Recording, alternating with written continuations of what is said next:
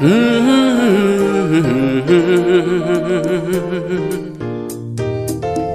ha ha, tumeona mkono wake Bwana. Madame, Monsieur, bonsoir. C'est vendredi. Bienvenue à votre émission US et les vendredis. C'est avec joie que je vous retrouve aujourd'hui autour de ce thème que j'ai intitulé « Connaître Dieu en zone de turbulence ». La plupart des temps, nous admirons beaucoup d'auteurs bibliques, à l'instar de David, pour moi, et même d'Isaïe. Bien que l'on puisse aussi admirer David quand il s'écrit dans le psaume 56, le verset 4, « Le jour où je suis dans la crainte, en toi je me confie ». Ésaïe à son tour exprime quelque chose de supérieur quand il dit dans Ésaïe chapitre 12, le verset 2, « J'aurai confiance et je n'aurai pas peur ». Alors, il y a un commentateur au nom de Charles Spurgeon qui disait « Tous ceux qui montent dans le train du ciel arriveront au ciel, mais ceux qui suivent le wagon de David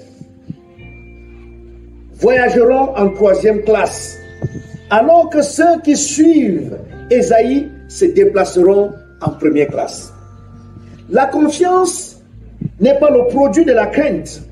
Au contraire, elle empêche la crainte. Quand vous connaissez Dieu, la connaissance que vous avez de Dieu vous empêche d'avoir peur. On nous raconte une anecdote. Lors d'un vol régulier au-dessus de l'océan Pacifique, un avion pris dans une tempête et secoué comme un cerf volant. Les passagers alarmés commençaient à pleurer, à gémir, à lancer des jurons. Tous tremblaient et tous étaient saisis par la terreur. Quelques-uns priaient. Et vous savez, quand vous êtes dans cette situation, il y en a qui ont même des gris-gris. Chacun a essayé de manipuler ce qu'il pouvait manipuler. Tout ce qui avait en idée, c'est de s'en sortir. Sauf une passagère qui était calme. Alors, dans cette tourmente, au milieu de toute cette tourmente, il y a une jeune femme qui réussit à trouver la force et à poser cette question à ces dames. Comment se fait-il que vous n'ayez pas peur? Lui lança donc cette passagère. Et alors, la jeune dame, tournant calmement la tête vers celui qui l'avait interpellé de la sorte, et posant son ouvrage qu'elle était en train de lire quand les autres s'appelaient, en le posant sur ses genoux de manière tranquille, elle répondit, « Mon mari est le pilote de cet avion.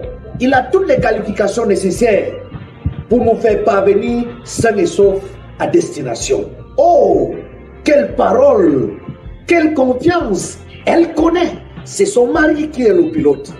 Oh, toi qui m'écoutes, qui est le pilote de ta vie? Est-ce Dieu? Est-ce l'écran? Est-ce les sectes pernicieuses? Qui est au contrôle de ta vie?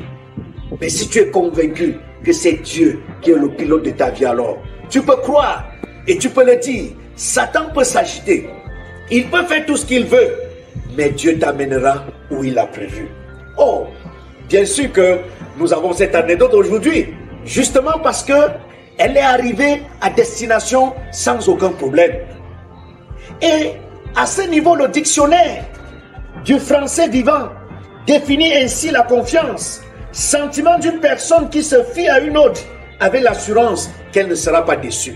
Je puis dire que si tu te confies en Dieu, tu peux être sûr que tu ne seras déçu ni dans ce siècle ni dans le siècle à venir. Et l'évangéliste El Moudi a dit ceci: mettez votre confiance en vous-même et vous êtes condamné à être déçu. Mettez votre confiance en vos amis, ils mourront et vous laisseront seuls. Mettez votre confiance en votre argent et vous le ferez peut-être prendre.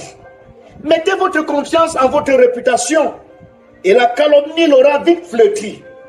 Et il dit à la fin, si vous mettez votre confiance en Dieu, vous ne le regretterez jamais, ni dans le temps présent, ni dans l'éternité. Oh mon frère, ma soeur, est-ce que tu peux faire confiance en Dieu dans les zones troubles de ta vie? Quelle est la zone de turbulence que tu passes en ce moment? Je plaide et prie avec toi. Place ta confiance à l'Éternel et il agira. Permets-moi tout juste de dire une prière pour toi. Oh Seigneur, ton enfant connaît des moments difficiles.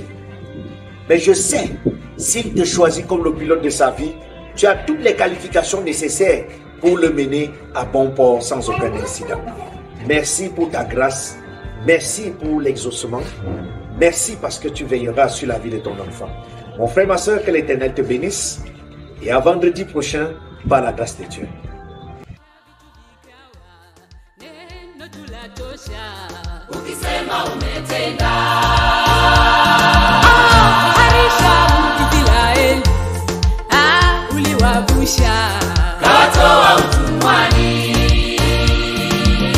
Watumishi wako